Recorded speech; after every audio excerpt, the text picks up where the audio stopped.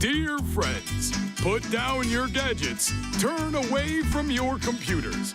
Get out your scissors, paper, and glue, because it's time for a paper adventure. All right! Aristotle, knock-knock, paper tales!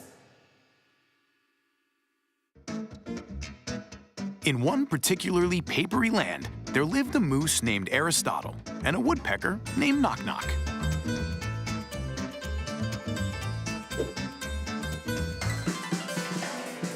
One day, our friends were up to watch some TV because it was the day when the winner of the Paperback Inventors competition was to be announced.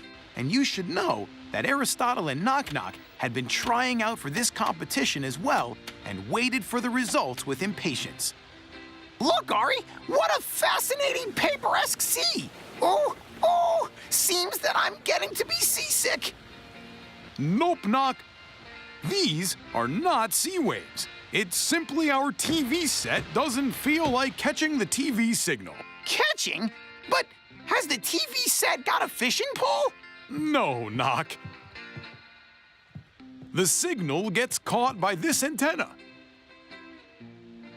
In order to tackle a good one, the antenna should be up as high as possible. Then, we'll be able to watch our favorite show. So, we're gonna find out who is the most inventive inventor in Paperland. So Aristotle set the ladder to climb up to the highest tree to stick the antenna on top of it.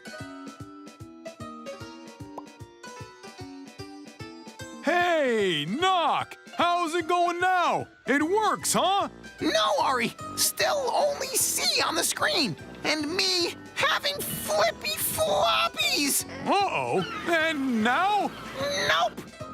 What about now? And now? Still nope. Oh, hooray, it works! Ari, go down, come on! The show's about to start! Oh boy! Oh boy! Ari, are you all right? Ari?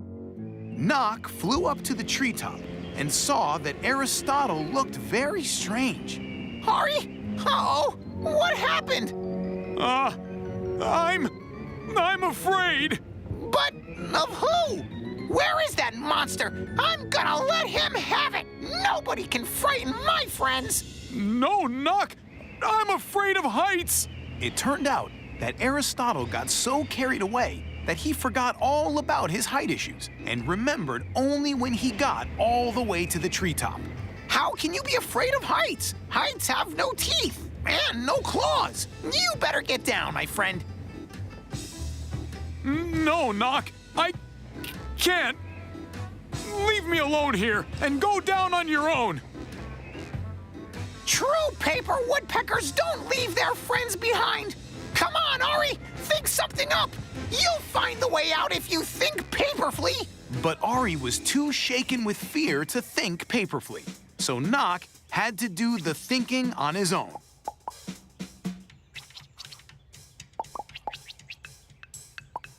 But when you're thinking too fast, things could surely not fold up the right way. But why can't you fly like a bird? Just because I'm a paper moose. Not even half a bird. Though I guess it doesn't necessarily mean I cannot fly. Wow! I guess I got it!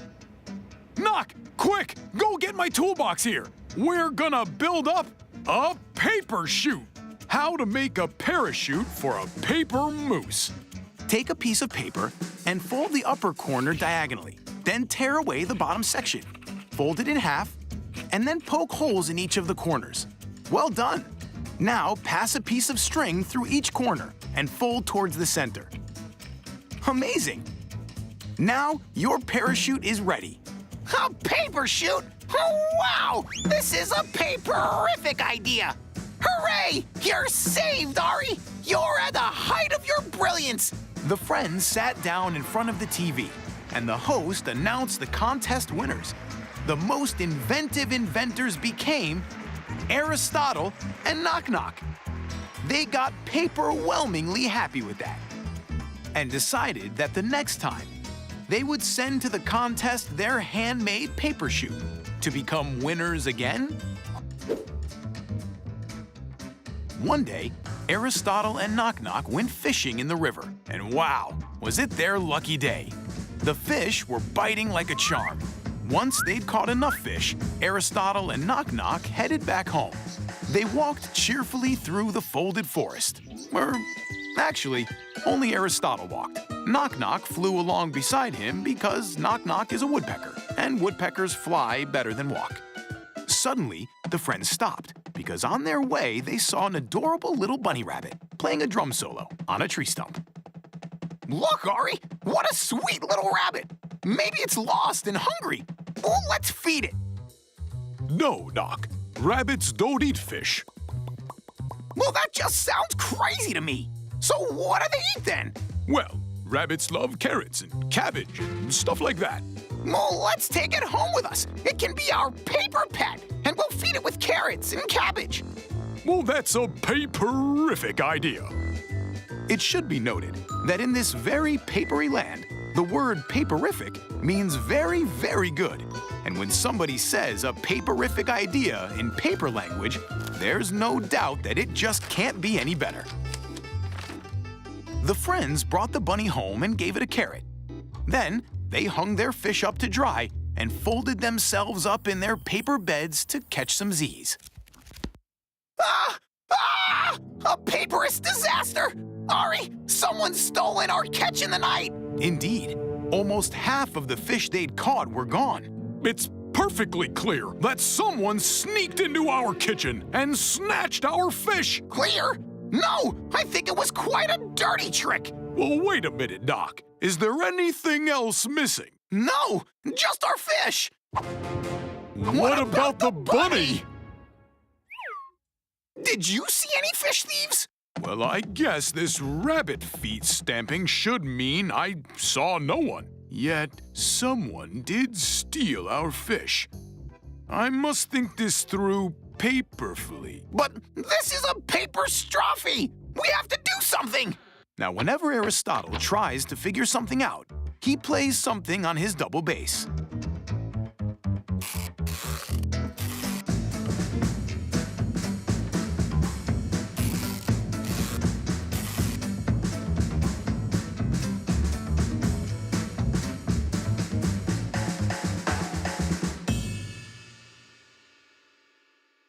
Aha!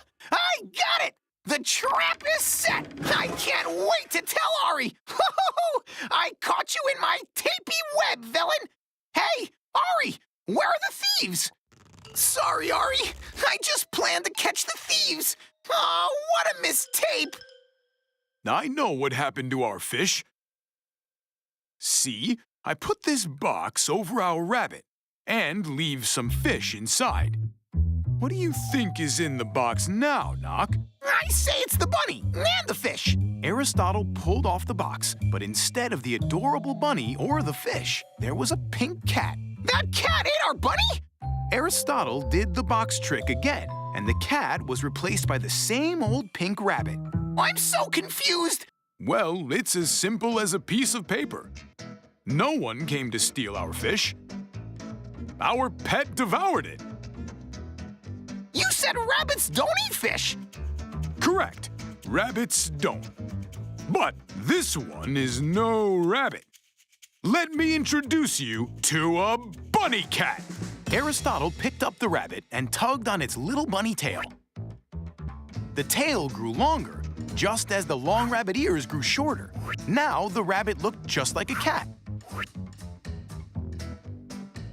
Draw the body of a bunny cat and the tail and ears all together in one piece.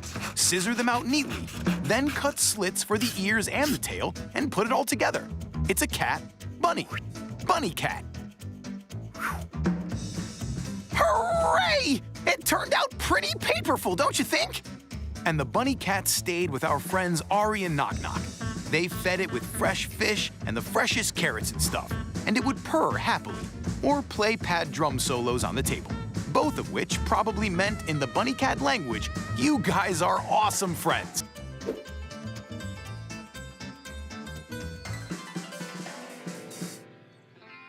One day, Aristotle and Knock-Knock looked into their paper calendar and were amused to see that the spring had come. Just look, Ari! It's springtime outdoors! Uh-huh. Springtime, the season when first paper flowers burst into bloom. And birds are coming home from their paper-away travels. Yup, Ari! Spring is the most paper-esque time of the year! And on top of that, Knock, baby birds hatch in the spring. Woo! It means that soon, Kay the Jay's baby birds will hatch too! Of course, Knock, because Kay the Jay is a bird. We must definitely wish her nestlings a happy birthday. Aristotle and Knock-Knock were true gentlemen and never came to visit anybody without presents. What do you think, Ari? Have Kay the Jay's babies come out already? Well, I don't know, Knock. Maybe they have, but maybe they haven't. Well, that's not paperful, Ari. You must know such things for sure. I fully agree with you, Knock. This is important because you have to be on time when someone's having a birthday. Well, I'm gonna fly over to Kay the Jay's and check it out myself. Well, that's a paperific idea. Thus, Knock-Knock went off to see Kay the Jay, and Aristotle sat down to wait for his friend to fly back.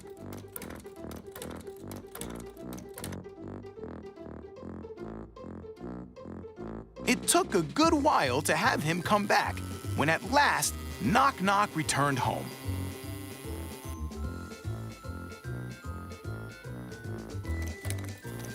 Welcome back, Knock. So, how is Kay the Jay? Have any nestlings appeared in her nest? Hi there, Ari. Kay the Jay's there seated on the eggs, waiting for when baby birds will pop up. But none of them did so far. In other words, do you mean to say they weren't there when you were at Kay the Jay's? But some time has passed since then, hasn't it? Is there a chance for any baby birds to appear since then? I believe that there is a chance. I'll go find out. And again, Knock set off to take a look at Kay the Jay and her nest.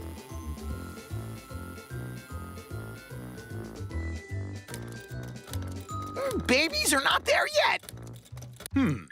What about now? Oh, well, find out. Once again, Knock spread his wings and headed to Kay the Jay's.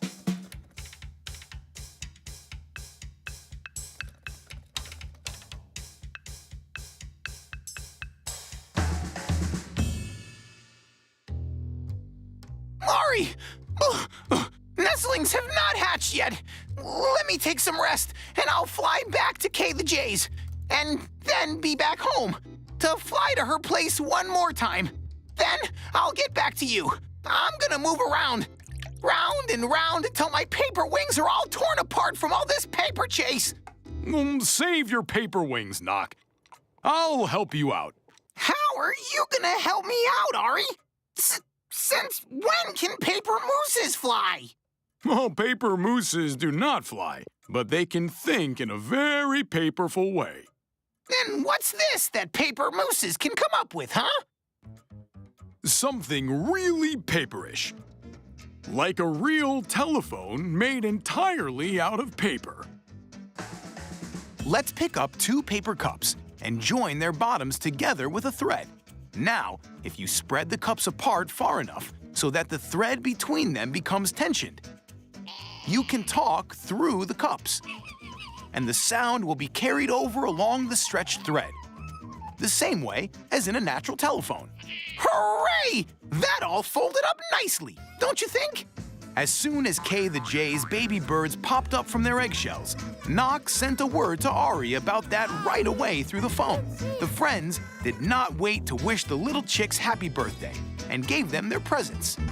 Kay the Jay was overwhelmingly happy.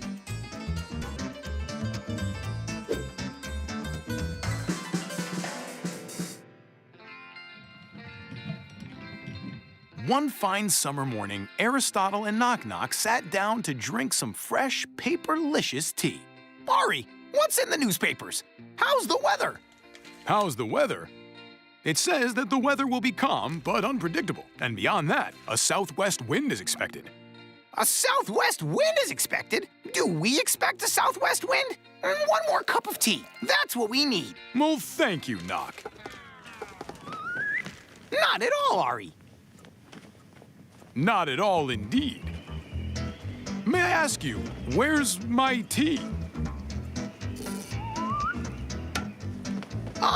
Ari, for the last 3 seconds, I keep asking myself the same question. It looks like your cup has just vanished into thin air. Aristotle and Knock-Knock did not understand what was happening. 2 cups of perfect paperlicious tea had disappeared literally before their very eyes. And the kettle, it's gone too. Who could have taken away 2 cups of tea? And the tea kettle. Knock-Knock, be so kind as to remind me. What did I read about this southwest wind? That it's being expected. Ouch! The southwest wind! Yes, that was the southwest wind. It was mellow, but playful, and windy a bit. Well, it was a wind, as a matter of fact. The southwest wind. I am sorry. I hate troubling you, but you're carrying away my favorite chair. And then, the southwest wind let go of the chair, but caught hold of the tea table. Apparently, all southwests are like that. Once they've arrived, they just have to take something with them. I'm sorry, but without a table, tea drinking is simply not possible. It seems that the southwest winds got out of tune. It gave back the cups that it had carried away before, then sat on the ground and became sad. And when the southwest winds become sad, they always sigh. Ari, do you by chance have any ideas? My dear friend, I think it's time to think paperfully.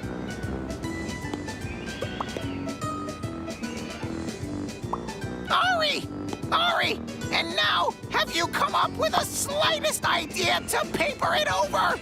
Well, not yet. Ari! Yeah! Ah! You're perfectly right, Knock. It's great that it occurred to your head. Or on your head.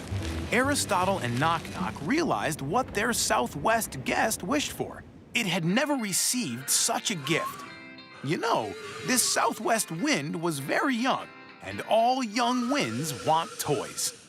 Look, Knock. Now you see why our youthful guest needed the teacups. All winds love to whirl and twist something. Take a square paper sheet and mark a center on it. Now cut 4 slits starting from each corner without reaching the center. Great! Now take 1 paper corner and fold it towards the center.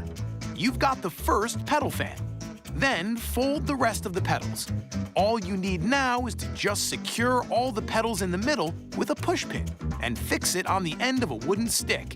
The windmill is ready. The southwest wind thanked Aristotle and Knock-Knock for such a fascinating present.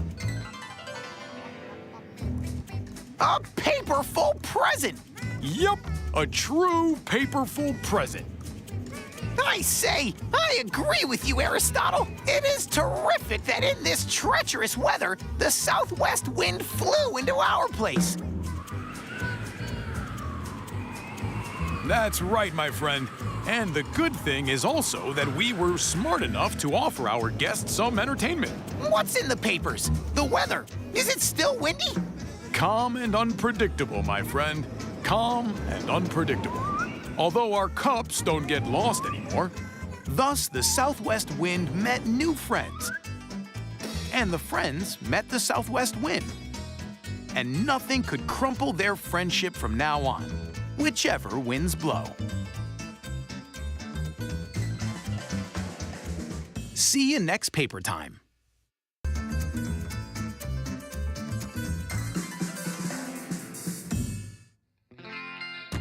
One early artwork morning, when dreams are the sweetest, Aristotle had one, and it was fascinating.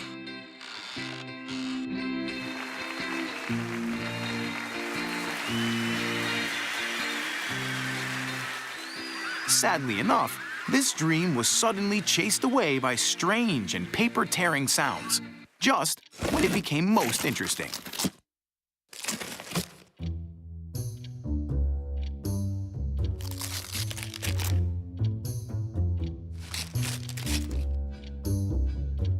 Maybe Knock-Knock knows what's going on here, thought Aristotle, and set forth to wake up his friend. Knock! Hey, Knock! Wake up! Something preposterous is happening over there. We've got to find out who's making these sounds and what exactly he's doing to sound like that. So the friends set off to do some scouting. What do you think, Ari? This sound maker, is he big? It's highly likely. And it has big teeth? Most probably, yes. Uh-oh, and claws like these? It's not a paper tiger, that's for sure. Here we go. They neatly spread the shrubs and saw, well, they saw something not quite big and not toothy at all. And on top of it, carrying not a bit of claws. Is this a slug? Excuse me, Mr. Slug. I hate to distract you, but this vegetable garden is ours. Instead of saying anything, the pink intruder burst into desperate sobs. The guest was very upset that it was called a slug. It had always identified itself as a snail that had accidentally left its shell. And when it tried to return, it turned out that its shell was somehow lost. After this tragedy, the snail wouldn't dare ask its friends for help, with indecent appearance like that. Thus, only comfort eating could ease its sufferings, and a fresh postcard cabbage leaf fit for that perfectly. A leaf? The whole pack of leaves is already missing. My friend, I feel like we should paperfully talk over what's going on here. What is there to talk about? We should stop him. Or her, or them right away. And the friends put their minds into a problem: how to save their harvest and not to hurt the oversensitive snail. Soon, they came up with a plan. We've got it folded up pretty nicely. Hooray! Like they say, both the snails have eaten much. And the cabbages are untouched.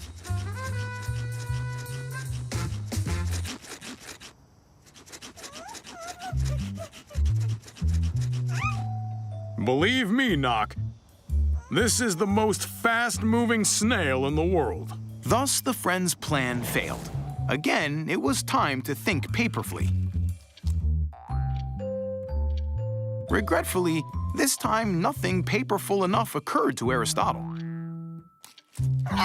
It reached the carrot beds already. Holy papers! Just why should I let this happen in my own private home? What did you say? In your own private home? I know what we need to do. When our friends were ready for action, the snail finished the cabbage and carrots and fell to the paper lettuce leaves. Excuse me, Mr. Snail. We've got a present for you. Try it on, won't you? Please. Knock and Ari made up a paper house to replace the snail shell that had been lost. Draw an outline and cut off all the paper that is outside of it. Draw windows and doors, and now fold the paper sheets along the crease edges. Apply glue sufficiently and put it together. Your snail house is ready. Thereafter, the friends turned their hands to their favorite paper matters. As time had passed, a lot of them crumpled up in piles. And that's how this paper-tearing story paperfully unfolded. See you next paper time.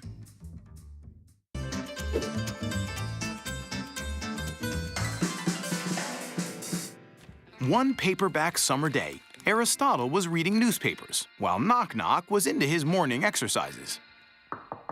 I hear somebody knocking. Do you? No, that's just me. I'm doing beak exercises. Gotta keep it fit. It's a little hot in here. Why don't you do the flapping one? My wing jams? I don't mind. Now someone is definitely knocking. Sounds like we're about to have a guest. If you don't know yet, Aristotle and Knock-Knock are friends with a true queen, Beatrice, the queen bee. Glossy greetings, your royal beeness. What a wonderful surprise. Hope you're happy to see us too. Come inside. Beatrice was happy to see her friends, but something was obviously bothering her. She told the friends that after a long journey, she couldn't get back into her home because she's not allowed into her own beehive. How is that possible? Who would dare stop the queen bee from entering her own home? Maybe some villain took over her home. Impossible, Knock. Nobody can take over Beatrice's hive, since strong, big bee guards defend it. In fact, Queen Beatrice had a lot of subjects: worker bees, minister bees, guardian bees. The latter protected the hive entrance. Unfortunately, it turned out that these very guards did not let their queen back to the hive. We should get over there right now and get it straight with these fellas that they can't do that. The queen asked to be let into the hive, but the guards wouldn't even open the door.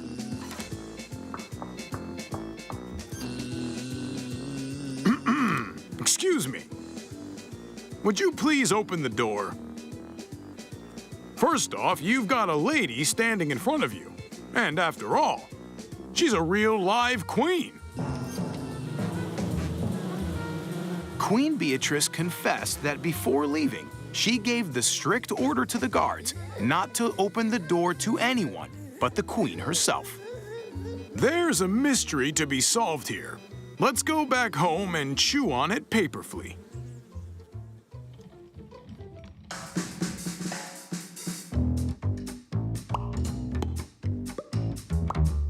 Wait, I've solved it. Beatrice, please take a quick look at yourself in this paper mirror. What do you see in it? I get it. The queen's head is missing a crown. Perhaps it was blown away by the wind while traveling. Queen Beatrice explained that she had left her crown at the hive on purpose, so she wouldn't lose it. That's why those bee guards can't recognize the queen, because she's not wearing her crown. How can we help? We're gonna make up a new paperful crown for her. Here's how. A crown for the queen. We'll start with 5 square sheets of paper. Bend the upper and lower corners towards the center. Turn the sheet over. Fold the top and bottom parts in half, towards the center of the sheet. Now, draw the background triangles outwards. Great! One part is ready. Now, do the same with the other sheets of paper, and then just link them all together until the crown is finished. The queen buzzed off wearing the paperific new crown made by her friends. The next day, a letter arrived from her. Ari, what does it say? Who'll read it now? In her new letter, Beatrice thanked the friends very much for their help.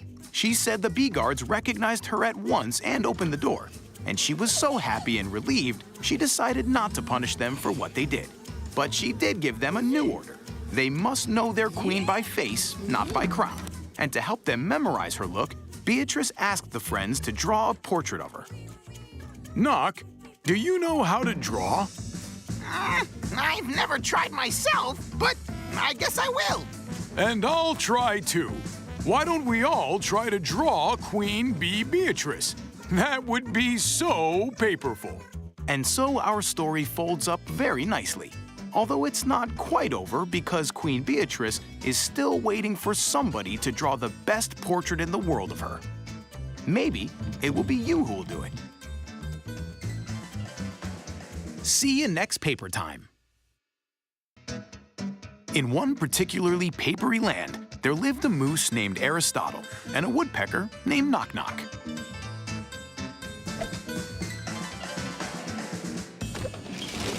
One nice spring afternoon, our papery friends received a letter by mail. Letters are made of paper too. It was sealed with wax and smelled wonderfully of honey. Hey, look at this, Knock-Knock. We've got a letter. And it smells delicious. Pizza delicious or honey delicious? Because if it's honey delicious, it's probably from Beatrice. If you haven't met Beatrice yet, then we should probably explain. She's the queen bee and also an old friend of Ari and Knock-Knock. So, Beatrice writes that she'll soon be taking a trip here through Paperland, and she'd surely like to drop by for a visit. Hooray! That's paperific! Ari, we should give her a royal reception. I agree. Let's plant some of the queen's favorite flowers. The friends worked in earnest till the afternoon. They dug a new flower bed and planted postcard petunia seeds. They kept at it until they felt faded and crumpled. But they wanted to make the queen bee happy because she loved them so, both friends and petunias.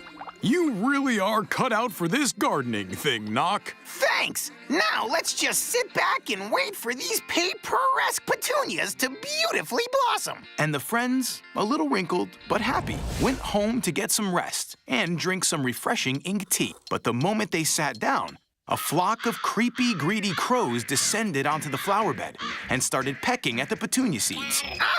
Oh, bad birds! No, shoot! Right now or I'll wad you up! Dear valued crows, would you be so kind as to leave our garden alone? But the crows went on devouring the seeds without paying the slightest attention to our friends. Who knows? Maybe they weren't from around here and didn't understand proper paper English. Look here, Knock. It says that all birds tend to be terrified of wide-mouthed cats. Maybe we should get one and use it as a scarecrow. Erase that thought, Ari. I'm terrified of that cat, and it's just a picture. You're afraid of just the picture? My brain is unfolding a paperific idea.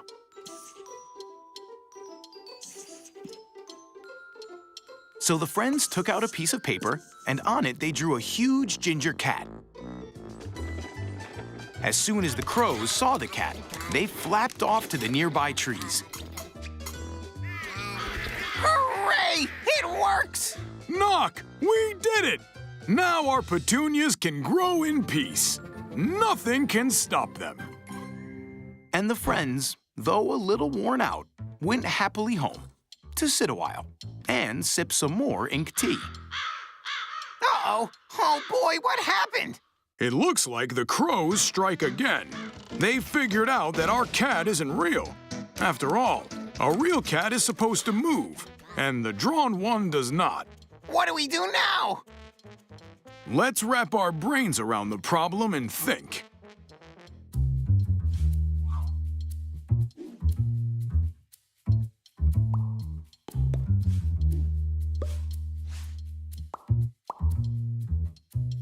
Knock! I got it! Our cat will become a moving cat. It's as simple as a piece of paper. No, as 2 pieces of paper. How to make an animated cat with a notepad. Take a notepad and on the first page, draw a picture of a cat with one raised paw. On the next page, draw the same cat, but with the other paw raised. Next, roll the first page up around a pencil. Now quickly move the pencil up and down to make the cat stamp its paws. The cartoon's finished. Your cat is ready to attack.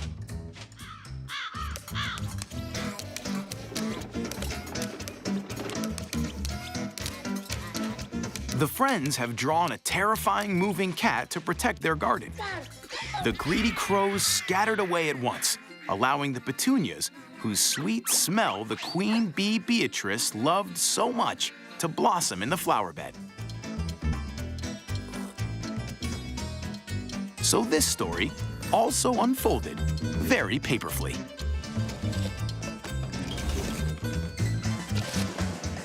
See you next paper time.